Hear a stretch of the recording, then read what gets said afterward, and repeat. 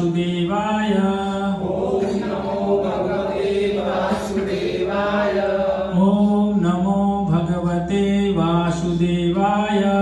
ओम नमो भगवते वासुदेवाय। तो सत्र 2 में आप सभी का स्वागत है। भागवत गीता कब, क्यों और कैसे ली जाए भागवत गीता। तो कुछ लोगों के पास जब हम जाते हैं तो भागवत गीता नहीं, ये तो 50 साल बाद का कार्य है। एक बार 3 गांव के व्यक्ति की लॉटरी लग गई और उनको अमेरिका का टिकट मिल गया। 5 दिन 4 रात और तीनों के अमेरिका चले गए। तो तीनों को जो होटल मिला वो 100वीं मंजिल पर मिला। तो तीनों दिन भर घूम फिर कर आए और घूम फिर के आए और जब रिसेप्शन पे आए तो रिसेप्शन वाले ने कहा कि अभी लिफ्ट खराब है, 2 दिन तक खुलेगी नहीं। तो उन्होंने कहा ठीक है, हम तो गांव के आदमी हैं, हमने तो देसी घी खाया है, हम तो सीढ़ियाँ चढ़ के जाएंगे, उसमें क्या है। तो सब लोग हैं, तीनों के तीनों सीढ़ियाँ चढ़ने लगे। तो उन्होंने कहा कि भाई चलो 100वीं मंजिल पे जाना है तो कुछ कहते चलेंगे तो अच्छा है। तो एक ने कहा जो भी अपनी स्टोरी थी कि इस तरह से मैं बड़ा हुआ, इस तरह मेरे पिताजी कार्य करते थे, वो उसने अपने पूरे जीवन का विषय बताया। फिर दूसरे ने भी इसी तरह से बताया। पहले ने बताया तो 50 मंजिल तक पहुँच गए, दूसरे ने बताया तो 100वीं मंजिल तक पहुँच गए। तो तीसरे को बोला भाई तू बता, तेरी भी बता। बोले मेरी क्या बताऊं, अभी मेरी तो छोटी सी स्टोरी है। बोले क्या? बोले जो रूम की चाबी है वो हम नीचे भुलाए। तो कहने का तात्पर्य ये है, कहीं ऐसा तो नहीं है ना आप जीवन की भागदौड़ में जो जीवन का लक्ष्य था, जो जीवन की चाबी थी, उसको भूल गए हो। तो ऐसा इंतजार मत कीजिए कि 50 वर्ष क्रॉस हो जाएगा या जब मैं निवृत्त हो जाऊंगा तब मैं भगवान की भक्ति में लगूंगा। है तो जब प्रहलाद महाराज, ध्रुव महाराज है, हम देखते हैं बचपन से ही भगवान की भक्ति किए हैं। तो यहाँ पर फिर वेदों का अभ्यास कैसे करें? हमें तो संस्कृत नहीं आती है, तो फिर वेदों का अभ्यास कैसे करें? तो उसके लिए है बहुत सारे उपनिषद हैं, बहुत सारे वेद हैं, बहुत सारे पुराण हैं, बहुत कुछ है, लेकिन सबका तो हम नहीं कर सकते हैं। तो इसलिए है भागवत गीता के महात्म्य में बताया है, सर्व उपनिषदों गावो दोग्धा गोपाल नंदन है। उपनिषद बहुत सारे हैं, लेकिन उनमें से मेन जो उपनिषद है वो भागवत गीता है। महाभारत का एक पार्ट है भागवत गीता। महाभारत में 1 लाख श्लोक हैं, लेकिन उसमें से 700 श्लोक भागवत गीता में हैं। तो ये 700 श्लोकों को हमने अगर समझ लिया तो 1 लाख श्लोक समझ में आ जाएंगे। तो इसलिए यहाँ पर भागवत गीता के महात्म्य में बताया है, सर्व उपनिषदो गावो दोग्धा गोपाल नंदन है, पार्थो वत्स सुधीर भोक्ता दुग्धम गीतामृतम महत्व। जब गाय दूध देती है तो अकेला ऐसा नहीं कि सिर्फ बछड़े के लिए देती है, जो और घर के व्यक्ति रहते हैं उनके लिए भी बचता ही है। तो इस तरह से जो गीता कही गई है, ऐसा नहीं है कि वो सिर्फ अर्जुन के लिए कही गई है, वो हर व्यक्ति के लिए, हर जो भी मनुष्य समाज है, पूरे मनुष्य समाज के लिए वो कही गई है। और फिर उसके विषय में बताया कि मल निर्मोचनम कुशाम जल स्नानम दिने दिने और सुकृत गीतामृत स्नानम संसार मल नाशनम। अर्थात जो शरीर की गंदगी है वो हर रोज स्नान करने से दूर होती है, लेकिन गीता रूपी अमृत में अगर स्नान कर लेंगे तो इस संसार के जो मल है वो पूरे नाश हो जाएंगे। संसार मल नाशनम। तो हम अगर गंगा नदी में नहा कर आए तो चलो अभी तक के हमारे पुण्य धुल गए, लेकिन आते ही फिर हमने वापस से पाप कर्म चालू किए तो फिर से वापस से गीता में स्नान करना, गंगा में स्नान करना पड़ेगा। तो जो व्यक्ति वो व्हाट्सएप पे किसी ने शेयर किया था कि गंगा में स्नान करने से वही पाप धुलते हैं जो भूल से किए जाए, जो प्लान बनाकर पाप किए जाते हैं वो तो यमराज के लट से ही धुलेंगे। तो इस तरह से हमें गीता रूपी अमृत में हर रोज स्नान करना चाहिए। हर रोज भगवान ने जो उपदेश दिया है, भागवत गीता है भगवान का गीत, तो वो हमें हर रोज पढ़ना चाहिए। उससे हम मनुष्य जीवन का जो लक्ष्य है उसको प्राप्त कर सकते हैं। तो फिर आज समाज है इस तरफ मुड़ रहा है कि एक ही शास्त्र होना चाहिए। इतने सारे शास्त्र हैं वो तो हम नहीं पढ़ सकते हैं, तो फिर कौन सा एक शास्त्र पढ़ें? तो यहाँ पर गीता महात्म्य में बताया है, एको शास्त्र देव की पुत्र गीतम, एको देव देव की पुत्रम। तो एक ही शास्त्र हो, देव की पुत्र गीतम। तो देव की पुत्र ने कौन सा गीत गाया? भागवत गीता है, भगवान का गीत। देव की पुत्र गीतम, एको देव की पुत्र। एक ही देव होना चाहिए, एक ही भगवान। कौन? देवकी का पुत्र। एको मंत्र से नमानी यानी है, एक ही मंत्र होना चाहिए और एक ही कार्य देवस्य सेवा, एक ही कार्य होना चाहिए भगवान की सेवा। आज हम देखते हैं कुछ पंथ हैं जिनमें सिर्फ निराकार ब्रह्म या इस तरह से जो भी है एक ही भगवान के विषय में बताया जाता है, लेकिन सनातन धर्म में लोग हैं देवी देवताओं को भी भगवान समझ लेते हैं। तो कुछ भ्रमणा है, लेकिन यहाँ पर भागवत गीता के महात्म्य में स्पेशल बताया गया है, एको देव की पुत्र गीतम है। एक ही शास्त्र होना चाहिए, देवकी के पुत्र ने जो गाया है भागवत गीता, और एक ही देव अर्थात भगवान होना चाहिए, देवकी का पुत्र। यहाँ पर आज के युग में लोग हैं एक शास्त्र, एक ईश्वर और एक धर्म तथा एक व्यक्ति के लिए अत्यंत उत्सुक हैं। अतएव एक शास्त्र देव की पुत्र गीतम, केवल एक ही शास्त्र भागवत गीता और सारे विश्व के लिए हो, पूरे मानव समाज के लिए हो। उसमें पूरे भागवत गीता में हम देखेंगे कहीं भी हिंदू, मुस्लिम, सिख, ईसाई, ऑस्ट्रेलियन, इंडियन, अमेरिकन, कहीं उसमें ऐसी बात नहीं कही गई है। वो सब पूरे मानव समाज के लिए है, वो चाहे अमेरिका का हो, ऑस्ट्रेलिया का हो, भारत का हो, पाकिस्तान का हो, सब के लिए मनुष्य जीवन। जिस तरह से ये लैपटॉप बनाया है तो उसकी पुस्तिका है कि उसको कैसे हैंडल करना है। इसी तरह मनुष्य जीवन है वो किस प्रकार से जीना है, वो भागवत गीता हमें सिखाती है। और गीता माध्यम में भागवत गीता में आगे भगवान 18.68 में कहते हैं कि जो मनुष्य भक्तों को यह परम को यह ज्ञान देता है वह निश्चित रूप से शुद्ध भक्ति प्राप्त करता है और जीवन के अंत में मेरे पास लौटकर आता है। तो इसका प्रचार हमें क्यों करना चाहिए? यहाँ पर भगवान ने उसका रीजन दिया है कि क्यों इसका प्रचार करना चाहिए और अन्य लोगों को देना चाहिए, ताकि सब लोग हैं भगवान के घर जा सकें, भगवान के धाम में जा सकें। और इस प्रकार से फिर आगे 18.69 में भगवान ने कहा कि इस संसार में मुझे उससे अधिक प्रिय कोई सेवक न तो है और न भविष्य में कभी होगा जो इस भागवत गीता का प्रचार करता है। तो इसलिए भक्त है निस्वार्थ भाव से भागवत गीता का प्रचार करते हैं, घर घर जाकर लोगों से पूछते हैं कि भागवत गीता का इस तरह से सेशन हो रहा है, आप आइए। और फिर आगे फिर भागवत गीता में हमने देखा था कि 5 विषय हमने पहले सेशन में जिक्र किए थे।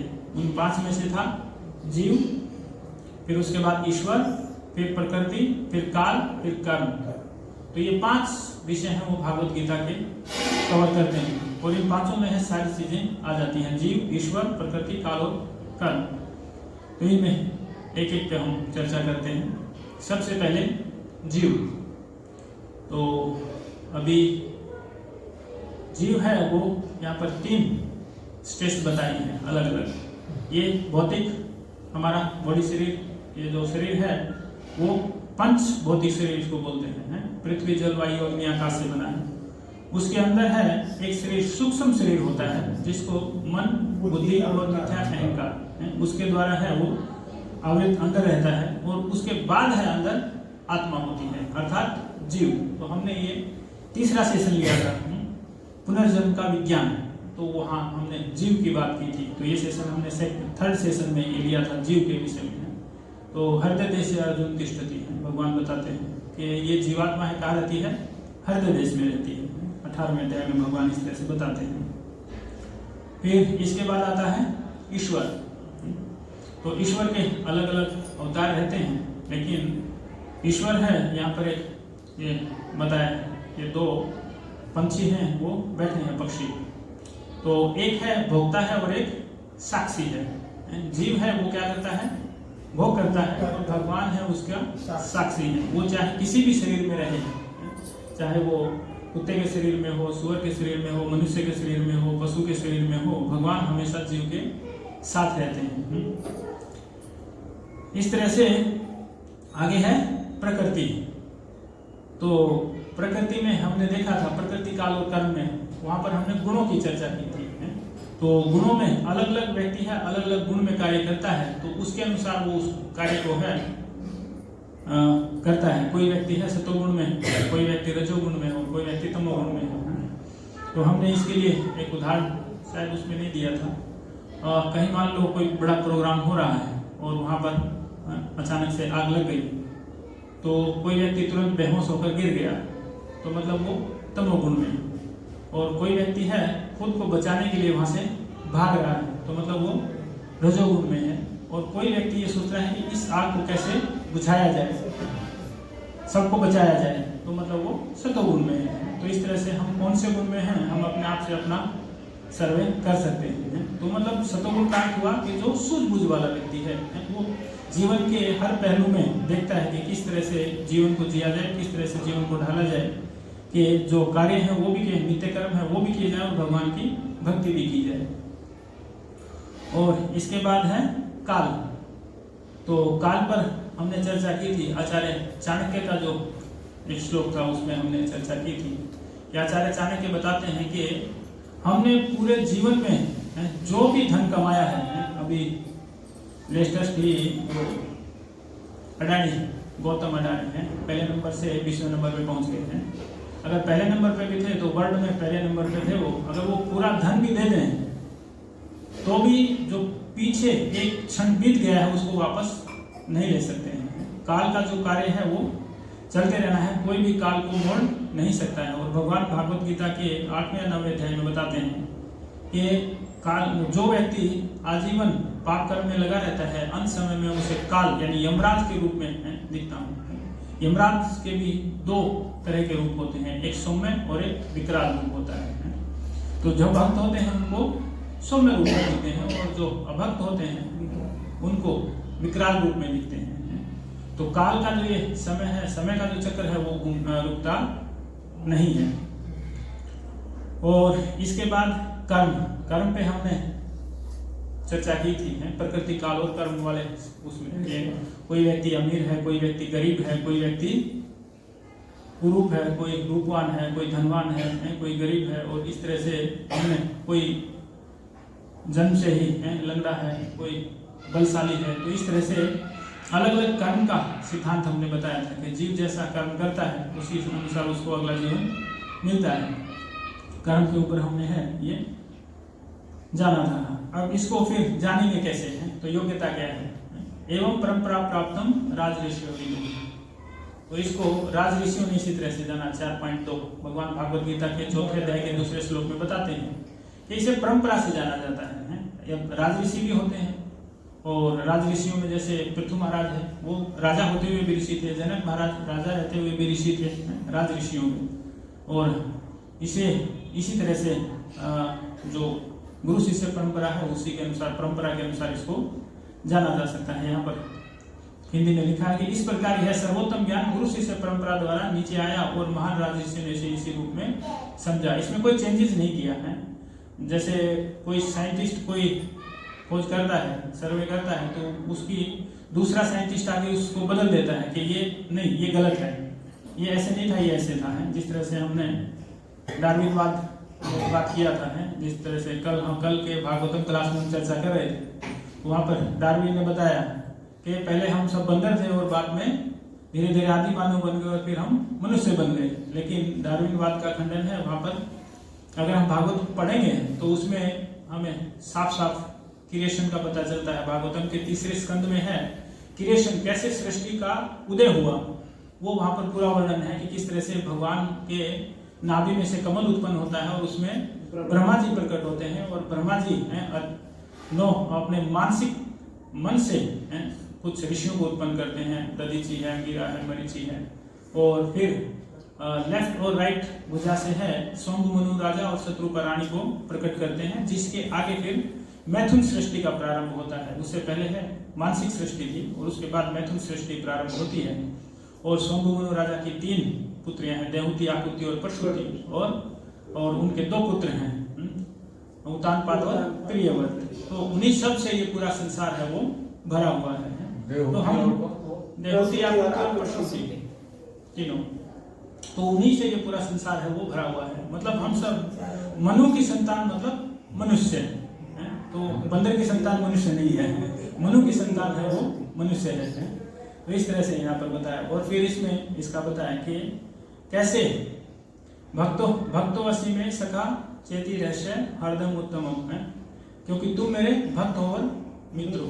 तो जो व्यक्ति भगवान का भक्त है वो इस विषय को अच्छे से समझ सकता है। जिसको शास्त्रों में श्रद्धा नहीं है फिर वो तो समझ नहीं पाएगा।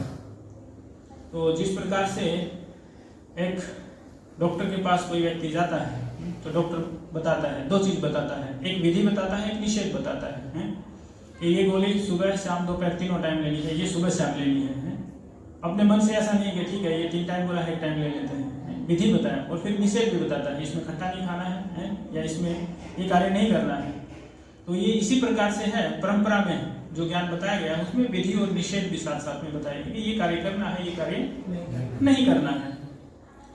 और लोग हैं गीता के सार को इस तरह से समझ लेते हैं कि कर्म ही पूजा है। पूरी भागवत गीता पढ़ी और उसके बाद है शीर्ष क्या निकाला, क्योंकि कर्मयोग पे भगवान ने 3रा अध्याय भी दिया, 5वां भी दिया है कर्मयोग। तो लोग ऐसा सोचते हैं कर्म ही पूजा है। दामोदर प्रभु एक उदाहरण देते हैं, कोई चोर चोरी करते हुए पकड़ा जाए तो बोलेंगे क्या है, मैं तो पूजा कर रहा हूँ। तो कर्म ही पूजा है ना। तो चोरी कर रहा है तो क्या पूजा कर रहा है क्या? नहीं, ऐसा नहीं है। कर्म ही पूजा नहीं है। अगर कर्म भगवान के लिए किया गया है तो पूजा है, वो निष्काम कर्म है। भगवान के लिए जो कार्य किया जाता है वो कर्म ही पूजा है। तो यहाँ पर भागवत गीता का ये पहला ही श्लोक है। तो धृतराष्ट्र बहुत सारे प्रश्न, शुरुआत यहीं से होती है। धर्म क्षेत्र धृतराष्ट्र उवाच धर्म क्षेत्रे कुरुक्षेत्रे समवेतायुयुत्सव माम का पांडवार्चः किम कुर्वत संजय। तो भागवत गीता का ये पहला श्लोक जिसमें धृतराष्ट्र है वो संजय से पूछते हैं कि किस प्रकार से मेरे और पांडवों के पुत्रों ने जो धर्म क्षेत्र है कुरुक्षेत्र उसमें क्या किया। वैसे कोई भी शास्त्र है उसकी शुरुआत कहाँ से होती है? प्रश्न से होती है। हम श्रीमद् भागवत महापुराण भी लेंगे तो सबसे पहले वहाँ पर सौनक आदि ऋषि है सूत गोस्वामी से प्रश्न करते हैं। तो बाद में सूत गोस्वामी है उनको आंसर देने शुरू करते हैं। उसके बाद सुखदेव गोस्वामी से परीक्षित महाराज प्रश्न करते हैं तो सौनक जी आगे सुखदेव गोस्वामी आगे उत्तर देते हैं। और आगे मैत्रेय ऋषि से विदुर जी प्रश्न करते हैं तो मैत्रेय ऋषि प्रश्नों के उत्तर देते हैं। तो कोई भी चीज है वो प्रश्न से शुरू होती है। वहां पर हमने चर्चा की थी अथातो ब्रह्म जिज्ञासा है। जब तक हम जिज्ञासा नहीं करेंगे, प्रश्न नहीं करेंगे तो फिर हम जान नहीं सकेंगे। अथातो ब्रह्म जिज्ञासा है वेदांत सूत्र का पहला ही सूत्र कि मैं कौन हूँ, मैं कहाँ से आया हूँ, यहाँ पर मेरा क्या कार्य है, ये शरीर छोड़ने के बाद मैं कहाँ जाऊँगा है। तो इस तरह का जो व्यक्ति जिज्ञासा करता है, प्रश्न करता है, तो यहाँ पर पहला शुरुआत में व्यासदेव जी ने देखिए किस तरह से शुरुआत की है कि धर्म क्षेत्र, नहीं तो ऐसे भी इसको श्लोक को शुरू कर सकते हैं कुरुक्षेत्र धर्म क्षेत्र है। कुरुक्षेत्र है वो धर्म का क्षेत्र है, ऐसा भी शुरू हो सकता था। लेकिन कार्य क्या हो रहा है? धर्म क्षेत्र है, धर्म का क्षेत्र है। अर्थात क्या किसकी जीत होगी? धर्म की जीत होगी। कुरुक्षेत्र कैसा क्षेत्र है? धर्म का क्षेत्र है। तो उसको है इंद्र का कुछ यज्ञ किए थे इंद्र ने वहां पर। तो इस तरह से उसको धर्म क्षेत्र, जो व्यक्ति वहां पर यज्ञ करेगा या दान करेगा या स्नान करेगा। सूर्य ग्रह में बहुत सारे लोग कुरुक्षेत्र में स्नान करने के लिए जाते हैं।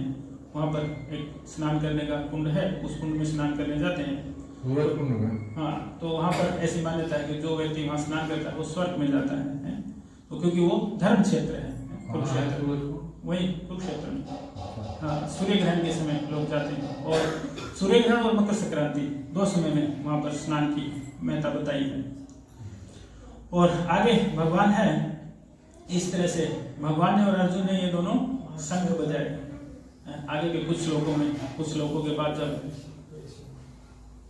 भगवान कृष्ण के शंख का नाम है पांचजन्य और अर्जुन के शंख का नाम है देवदत्त। तो ये पांचजन्य शंख है, उन्होंने शंख बजने के बाद शुरू हुआ था। हाँ, नहीं वो शुरुआत में इस तरह से शुरू हुआ था। धृतराष्ट्र ने संजय से प्रश्न किया और उसके बाद है वो बता रहे हैं कि इस तरह से दुर्योधन ने इस तरह से पूछा, द्रोणाचार्य इस प्रकार बोले और दुर्योधन इस प्रकार बोले और उन दोनों के बीच में वार्ता है। फिर अर्जुन इस प्रकार बोले और मेरा रथ है वो दोनों सेनाओं के बीच में ले चलो, और फिर अर्जुन है वहां पर युद्ध करने के लिए मना करता है और फिर 5 कारण वहां पर देता है। अभी 5 कारणों के विषय में अभी दो स्लाइड के बाद हम वो 5 कारण क्या थे युद्ध न करने के, वो हम उसके विषय में भी चर्चा करेंगे।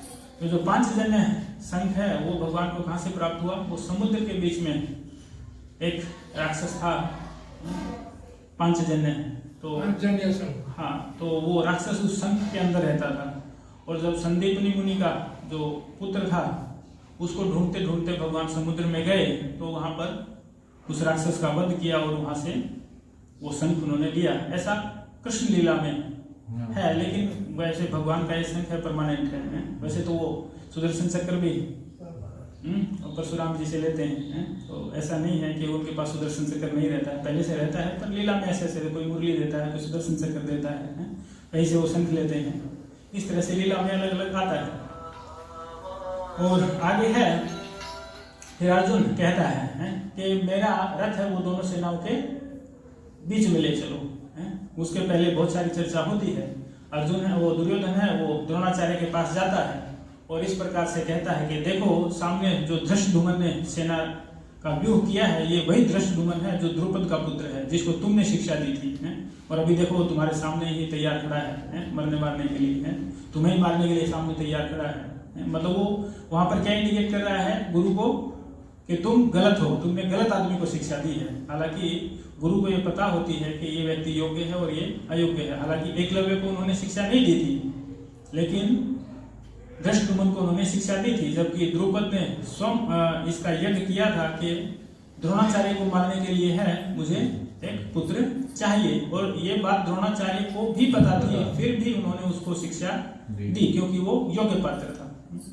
इस तरह से वहां पर दुर्योधन उनकी कमी निकाल कर बता रहे थे, लेकिन कभी भी गुरु में है इस तरह से जो योग्य गुरु हो उसकी कमी नहीं निकालनी चाहिए, वाक युद्ध भी नहीं करना चाहिए। इस प्रकार से आगे के श्लोक में अभी अर्जुन के तर्क, अर्जुन दोनों सेनाओं के बीच में खड़ा हो गया आकर और उसने कुछ तर्क दिए कि ये सब मेरे मामा है, नाना है, काका है, चाचा है, भाई है, भतीजे हैं, सब हैं, और मेरा अभी जो गांडीव है वो मेरे हाथ से सरक रहा है, मेरे रोंगटे हैं, रोम हर्षण जाते हैं, मेरे रोंगटे खड़े हो रहे हैं, मेरे शरीर में कंपन हो रहा है। प्रभुपाद जी वहां पर कंपन में लिखते हैं, कंपन दो प्रकार का होता है, एक डर में और एक खुशी में। रोंगटे भी 2 तरह से खड़े होते हैं, वहां पर भी डर में और खुशी में, इस तरह से। और आंसू भी 2 समय में आते हैं, खुशी में और दुख में।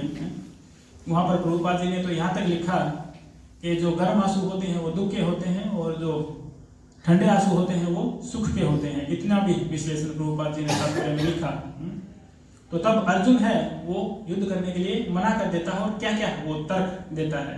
तो सबसे पहला तर्क है सुख, यानी हम सब है यहाँ पर जितने भी ये सब हमारे संबंधी हैं, तो संबंधी अगर ये सब मर जाएंगे तो हम सेलिब्रेशन किसके साथ करेंगे? कोई भी कार्य होता है तो सब संबंधी आते हैं, उनके साथ ही तो सेलिब्रेशन करते हैं ना। जब यही नहीं रहेंगे तो फिर हम इस युद्ध को जीत के भी क्या फायदा निकलेगा हमको? सेलिब्रेशन किसके साथ करेंगे? सुखी किसके साथ रहेंगे? हैं? और सेकंड करुणा। तो अब एक भक्त होता है वो हमेशा उसके मन में है वो दया होती है, वो निर्दयी नहीं होता है। तो वो सोच रहा है कि ये सब किसके लिए इकट्ठे हुए हैं? युद्ध करने के लिए, एक थोड़ी सी जमीन के लिए। ठीक है 5 गांव नहीं मिल रहे तो चलो कोई बात नहीं है, गांव को रहने देते हैं, हम दूसरी जगह जाकर रह लेंगे। अर्जुन ऐसे कुछ लोगों के बात कहता भी है कि हे भगवान, जब ये सब है पाप और पुण्य दोनों ही मिले हैं तो फिर हम भिक्षा मांग कर खा लेंगे, ये युद्ध नहीं करते हैं। तो उसके मन में क्या है? करुणा है, दया है दूसरों के प्रति। और वहां पर अर्जुन है ऐसा भी तर्क देता है कि जो गुरु हैं या दादा हैं, जो उनके सामने तो वाक युद्ध भी नहीं करना चाहिए, तो फिर इनको तो मारने की बात हो रही है, तो आप मुझे इस अधर्म में क्यों लगाना चाहते हैं? तो इस तरह से प्रश्न करते हैं। 3रे अध्याय के पहले 2 श्लोकों में अर्जुन इस तरह से प्रश्न करते हैं कि आप इस तरह से काम कर्मों को बुद्धि से ऊपर मानते हैं, तो फिर इस घृणित युद्ध में मुझे आप क्यों लगा रहे हैं? इस तरह से प्रश्न करते हैं। बाद में भगवान अलग अलग उत्तर देते हैं। और तीसरा है पाप। इन सबको मारेंगे तो क्या होगा? पाप होगा। तो हम सब पाप के भागी क्यों बने हैं, क्यों मारे इनको। और अगला था दुविधा। वो दुविधा में था कि ये सब मर जाएंगे हैं, तो फिर सब स्त्रियां हैं वो विधवा हो जाएंगी, और विधवा हो जाएंगी तो फिर क्या होगा, जो परंपरा है वो विनिष्ट हो जाएगी। वैसे वो तर्क आगे भी आएगा। तो वो दुविधा में है, युद्ध करूं कि ना करूं, करना सर्वोपरि है या नहीं करना है। लेकिन भगवान उसको बताते हैं तुम क्षत्रिय हो, तुम्हें युद्ध करना चाहिए। क्योंकि अगर सैनिक, हमारे सैनिक बॉर्डर में हैं, अगर वो ऐसा सोचें कि चीन वालों को नहीं भगाना है तो वो भारत पर आक्रमण कर देंगे, नहीं मारना है, हाँ नहीं मारना है, तो ऐसा अगर विचार करेंगे तो चीन वाले सैनिक अंदर आ जाएंगे। तो वो दुविधा में था, क्या करना चाहिए, मारना चाहिए नहीं मारना चाहिए। और आगे फिर परंपरा की बात आई है कि ये सब अगर मारे जाएंगे तो क्या होगा, स्त्रियां हैं वो विधवा हो जाएंगी, और फिर वो इस तरह से जो कुल शिष्य, गुरु शिष्य, परंपरा है जो वो नष्ट हो जाएगी। तो इस तरह से उसका कारण भी मैं बनूंगा। और फिर वो अनेक उदाहरण भी प्रस्तुत करता है कि इस तरह से कुल शिष्य जो परंपरा है वो नष्ट हो जाएगी, और उस पितरों को पानी देने वाला भी कोई नहीं बचेगा, और पिंड दान देने वाला भी कोई नहीं बचेगा, और जो परंपरा है वो पूर्ण रूप से विनिष्ट हो जाएगी, और उसका कारण है वह मैं बनूंगा। इस तरह से वो उदाहरण प्रस्तुत करता है। तो इस तरह से है व्यवहारिक शिक्षा। फर्स्ट शिक्षा है, यहाँ पर प्रभुपाद जी पहले ही श्लोक के तात्पर्य में इस तरह से लिखा था कि जिस प्रकार से हम खेती करते हैं तो उसमें हम बीज डालते हैं, जैसे गेहूं लगाया हमने, तो गेहूं में खरपतवार है, हम बीज नहीं डालते हैं खरपतवार का, लेकिन फिर भी खरपतवार ऑटोमेटिक उग जाती है। लेकिन जैसे ही हम पानी डालेंगे, खाद डालेंगे, तो उसमें खरपतवार भी बढ़ जाएगी। तो यहाँ पर है प्रभुपाद जी ने इस प्रकार से ये तात्पर्य लिखा था कि जिस प्रकार खेत में खरपतवार को उखाड़ कर फेंक दिया जाता है, उसी प्रकार धर्म के पिता भगवान श्री कृष्ण की उपस्थिति में धर्म क्षेत्र रूपी इस खेत पर धृतराष्ट्र के पुत्रों की अवांछित खरपतवार को समूल उखाड़ कर बाहर किया जाएगा। क्योंकि अर्जुन ने तर्क किया कि मैं इनको नहीं मारूंगा, लेकिन भगवान ने क्या कहा कि अगर तुम नहीं भी मारोगे तो भी मारे जाएंगे, क्योंकि मैंने इनकी मृत्यु है वो निश्चित कर दी है। तुम ऐसा सोच रहे हो कि मैं नहीं मारूंगा तो ये नहीं मरेंगे। तो यहाँ पर खरपतवार से तुलना किसकी की गई है, कौरवों की, क्योंकि वो क्या कर रहे हैं, अधर्म कर रहे हैं, अर्थात खरपतवार हैं। जिस प्रकार से फसल के बीच में खरपतवार है, वैसे वो समाज के बीच में है, दूषण फैला रहे हैं, इसलिए उनका वध है वो जरूरी हो जाता है। तो ऐसा वो किसके कारण सोच रहा था, यहाँ पर एक शब्द लिखा है, देह आत्मबुद्धि। किसके कारण सोच रहा था, समस्याओं का मूल कारण, उसकी जितनी भी समस्या थी उन सब का एक ही कारण था ये। और देह आत्मबुद्धि मतलब क्या है, शरीर को ही आत्मा मान लेना, शरीर को ही आत्मा मानने वाली बुद्धि, मतलब देह आत्म बुद्धि, देह को आत्मा मानने वाली बुद्धि, देह आत्म बुद्धि। जबकि आत्मा है वो शरीर से भिन्न है। जिस प्रकार से हमने तीसरे स्लाइड में, तीसरे लेक्चर में पुनर्जन्म का विज्ञान, कैसे शरीर को छोड़कर है वांछांसी जीर्णानि यथा विहाय नवानि गृह्णाति देहि, किस प्रकार से, जिस प्रकार हम पुराने वस्त्रों को त्याग कर नए वस्त्र धारण करते हैं, उसी प्रकार आत्मा है वो पुराने शरीर को छोड़कर नए शरीर धारण करती है। और इसके आगे है, हमने व्यवहारिक शिक्षाओं में तीसरा नंबर है कि मानसिक दुर्बलता के कारण मैं भ्रमित हो गया हूं और मेरे मन का संतुलन है वो नष्ट हो गया है। और कृपा निश्चित रूप से बताएं कि इस स्थिति में मेरे लिए क्या श्रेष्ठ है, और मैं आपका शिष्य हूं और आपकी शरण में आया हूं। तो भागवत गीता का मर्म समझने के लिए क्या योग्यता है, भगवान की शरण ग्रहण करना। अर्जुन ने भगवान की शरण ग्रहण की, तभी भगवान ने सबसे पहले उनको डांटा कि ये कैसे तुम्हें दुर्बलता आ गई है, तुम तो पहले विराट युद्ध में इन सबको हरा चुके हो, लेकिन ये दुर्बलता आई कैसे। भगवान पहले श्लोक में है, कार्पण्य 200 ऐसा कुछ श्लोक है वो, है कि ये दुर्बलता तुम्हारे शरीर में आई कहाँ से, तुम पहले विराट के युद्ध में इन सबको हरा चुके हो, लेकिन फिर भी तुम एक क्षत्रिय हो, तुम्हारा कार्य है युद्ध करना है, तो तुम ये कार्य है नहीं कर सकते, तुम युद्ध से भाग नहीं सकते हो, तुम्हें युद्ध करना चाहिए। और फिर उसमें अर्जुन ने यहाँ पर भगवान को सरेंडर किया। अभी कोई व्यक्ति प्रश्न कर सकता है कि अभी तो भगवान प्रेजेंट नहीं है, लेकिन भगवान प्रेजेंट नहीं है। भगवान की भागवत गीता ऑलरेडी प्रेजेंट है और गुरु शिष्य परंपरा से गुरु हमारे मध्य में है और हमें गुरु को सरेंडर करना चाहिए और हमें अच्छे से भागवत गीता है वो समझनी चाहिए गुरु के द्वारा। और इस प्रकार से भगवान फिर लास्ट में भागवत गीता के 8वें अध्याय के 6 श्लोक में बताया भगवान ने यम यम वापि स्मरण भाव तज्यन्ते मा कलेवरम तज्यन्ते कलेवरम तम तम वेति कौन्ते सदा तद भाव भावितः। अर्थात कि हे कुंती पुत्र, मृत्यु के समय शरीर छोड़ते हुए मनुष्य जिसका स्मरण करता है वह उसी गति को प्राप्त करता है, क्योंकि वैसे देव ऐसे चिंतन में लीन रहता है। तो अभी हम भागवतम में पढ़ रहे थे तो पुरंजन की कथा उसमें चल रही है।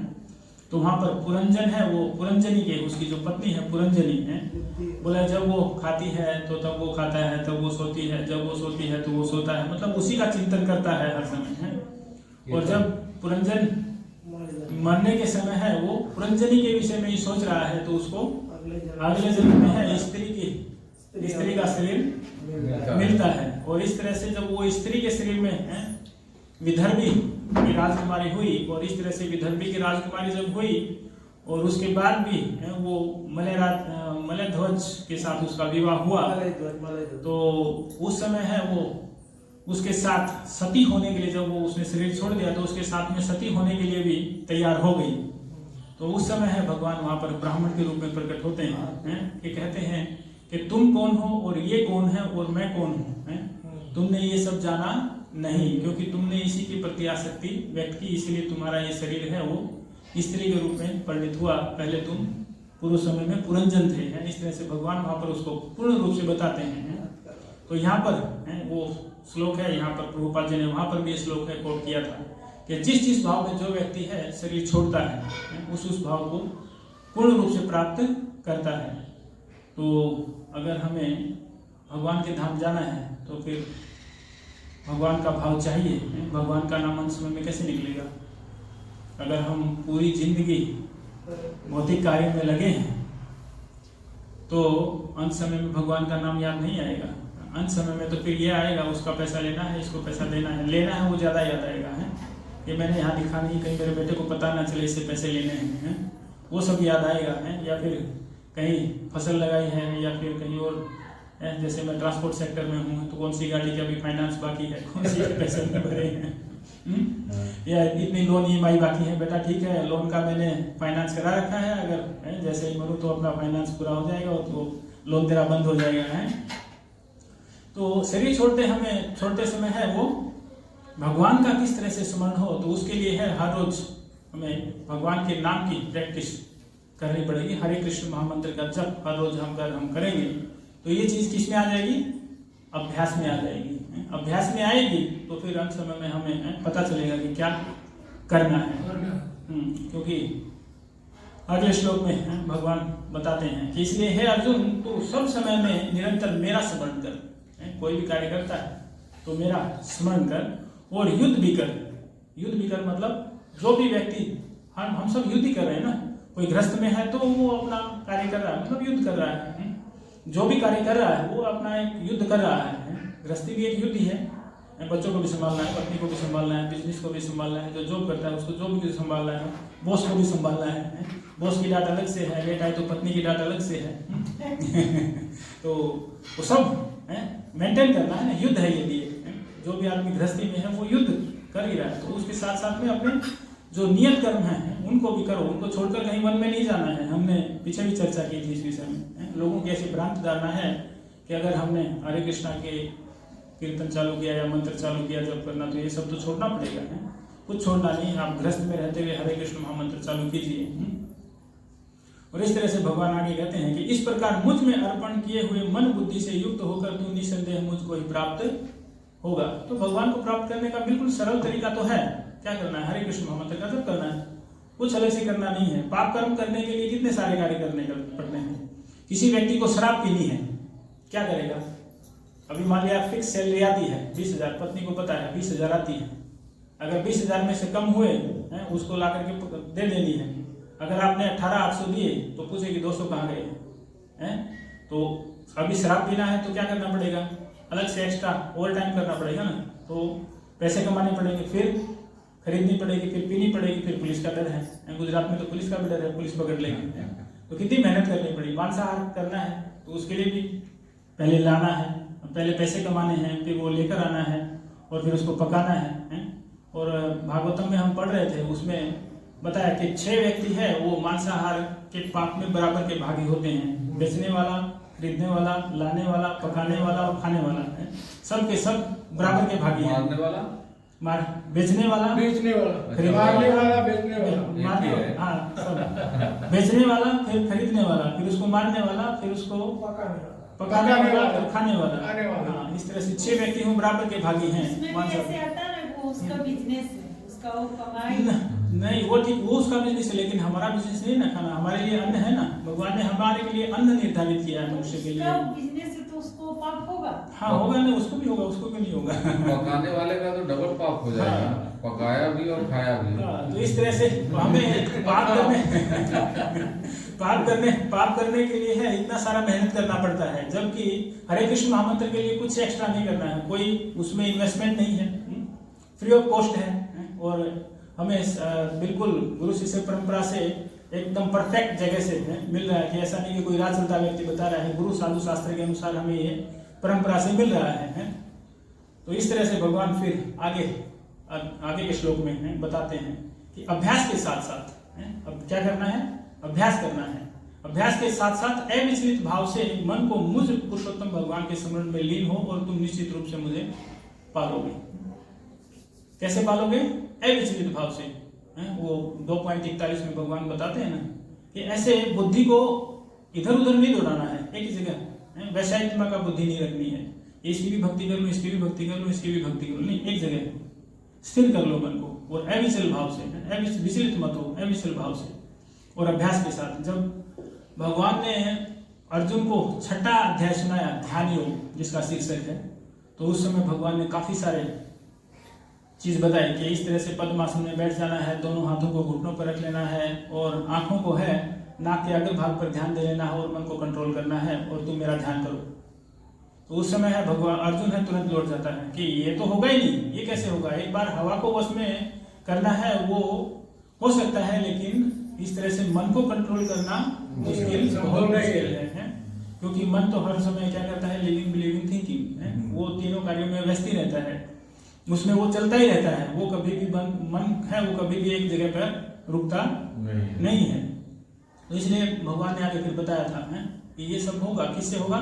अभ्यास से होगा।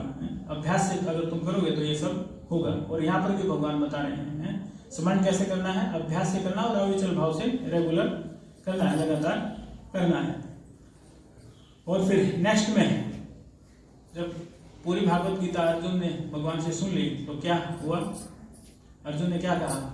नष्टो मोह, क्या हुआ? मेरा मोह नष्ट हो गया है। और कैसे हुआ है? स्मृति लब्धा, मेरी स्मृति है वो याद आ गई है।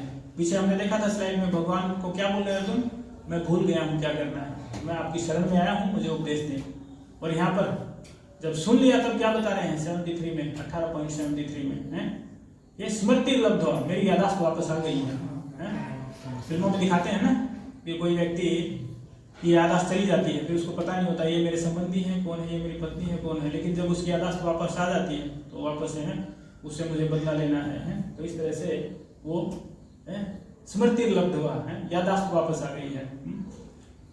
और इस तरह से वो बताते हैं स्थिर अस्मि मत संदेह करिष्य वचनम तव, कि अभी है मेरे मन में कोई संदेह नहीं रह गया है और करिष्य वचनम तव, अब आप जो कह रहे हैं मैं वही करूंगा। तो भगवान तो इतना सारा उन्होंने समझाया है, ये पूरा उनको तब पूरी भागवत गीता के अंत में अर्जुन को समझ में आया। तब भगवान ने कहा यहाँ करिष्य वचनम तव, ठीक है उठो और युद्ध करो। मैं तो कब से बोल रहा हूँ युद्ध करने के लिए, क्योंकि धर्म क्षेत्र में सब धर्म की स्थापना के लिए आए हैं। यदा यदा हि धर्मस्य ग्लानिर्भवति भारत अभ्युत्थानम् अधर्मस्य तदात्मानं सृजाम्यहम्। भगवान ने तो बताया था कि जब जब धर्म की हानि होती है तो अधर्म का विनाश करने के लिए मैं प्रकट होता ही हूँ। तो इस प्रकार से गीता समझने का जो परिणाम है वो इस तरह से हुआ कि उनकी स्मृति है वो, उसका मोह है वो नष्ट हो गया और उसकी स्मृति है वो वापस आ गई और करिष्य वचनम तव। तो हमें भी सबको भगवान का जो ऑर्डर है, आदेश है, उपदेश है, उसको इसी रूप में ग्रहण करना चाहिए और हर रोज हरे कृष्ण कृष्ण कृष्ण हरे हरे, हरे राम राम राम हरे हरे। तो इस तरह से भगवान का रोज संख्या पूर्वक जप करना चाहिए, ताकि हमारी स्मृति भगवान के नाम में लगी रहे और हमारा स्मरण हर रोज चलता रहे और हमारा अभ्यास है वो चलता रहे और हमारे जीवन का जो लक्ष्य है भगवान के धाम वापस जाना है। जिस प्रकार से सिक्स सेशन में हम कथा सुनाते हैं, छोटी सी एक स्टोरी सुनाते हैं कि कोई राजा का पुत्र है, अगर वो कहीं बिछड़ गया, राजा कहीं भ्रमण पर निकले, राजा रानी अपने परिवार के साथ, और उनका पुत्र अगर बिछड़ गया है और वो अपनी यादाश्त, उसको याद नहीं है कि मैं कौन हूँ, और वो भीख मांगकर खाने लगा। एक बार ऐसा हुआ भी था ना, हाँ। एक राजा के केस में। हाँ शायद हुआ होगा, और इस तरह से स्टोरी बताते हैं। हम लोग पढ़ रहे थे। अच्छा, तो इस तरह से है, वो मंदिर के बाहर खड़ा होकर भिक्षा मांगता और खाता है, लेकिन कुछ सैनिक या प्रधानमंत्री है जो मुख्य मंत्री था राजा का, कुछ समय के बाद है वो उधर से घूमता हुआ निकला, तो उसने है वो लड़के को पहचान लिया कि ये तो राजा का पुत्र है। तब उसने है राजा के पास उसको ले गया कि ये आपका बिछड़ा हुआ पुत्र है। तो इस तरह से उसको अपनी मूल स्थिति वापस से मिल गई, लेकिन वो वापस से है एक बार अपने पुराने मित्र, अभी मित्र भी बन जाते हैं ना, भिखारियों में क्या मित्र नहीं होते, उसमें मित्र होते हैं, सब में मित्र होते हैं। तो उसने सोचा कि एक बार मैं वापस से वहां जाकर देखता हूँ। तो एक बार वो वही फटे पुराने वस्त्र पहनकर मंदिर के बाहर जाकर बैठ गया और वहीं पर भिक्षा मांगने लगा, लेकिन कोई भिक्षा नहीं दे रहा था। तब भी उसको है, तब वो दुखी होगा क्या? नहीं होगा। क्यों? क्योंकि अपनी उसकी मूल स्थिति पता है, मैं राजा का पुत्र हूँ। पहले वो दुखी होता था कि मैं राजा का पुत्र, उसको पता नहीं था ना, अपनी मैं स्थिति पता नहीं थी कि मैं राजा का पुत्र हूँ। लेकिन जब उसको अपनी खुद की स्थिति पता चल गई तो फिर कोई देख के ना दे, उसे क्या फर्क पड़ता है, वो तो सिर्फ एक ट्राई के लिए आया था। तो इसी तरह हम सब क्या है, भगवान के सनातन अंश हैं, भगवान के पुत्र हैं। भगवान बताते हैं ममेवान से जीव लोक जीव पुत्र सनातन, सारे जीव मेरे सनातन अंश हैं और भगवान हमारा इंतजार कर रहे हैं कि कब मेरा पुत्र मेरे घर आएगा। जिस प्रकार विदेश गया हुआ पुत्र है, वो नौकरी से 1 साल 1.5 साल 2 साल में आता है, तो पुत्र उसका पिता उसका पुत्र का इंतजार करता है कि मेरा पुत्र आएगा। कभी कभी तो एयरपोर्ट या रेलवे पे भी, रेलवे स्टेशन पे रिसीव करने जाता है, क्योंकि पिता को ज्यादा प्रसन्नता होगी ना, पुत्र आ रहा है। तो इसी तरह हम सब जब भगवान का नाम लेकर नाम लेंगे इस जीवन में और भगवान के धाम जाएंगे, तो भगवान हमें रिसीव करने के लिए विमान भेजेंगे कि मेरा पुत्र आ रहा है। तो इसी तरह से हमें भगवान का जो संदेश है उसको ग्रहण करना चाहिए और हर रोज हरे कृष्ण महामंत्र का जप करना चाहिए, ताकि हम भगवान के धाम है वो वापस जा सकें। ये ऊपर से थोड़े कुछ श्लोक मैंने भागवत गीता के लिए। इसी तरह ये 22 सेशन है अलग अलग, 22 संडे में इसी तरह से अलग अलग कुछ श्लोक विषय रहेगा, उसके ऊपर से अलग अलग विषय पे अलग अलग श्लोक अलग अलग निकाल कर लिए गए हैं। तो उसमें हम ये कंटिन्यू लेते रहेंगे। हरे कृष्णा। किसी का कोई प्रश्न या मंतव्य हो तो हम चर्चा कर सकते हैं।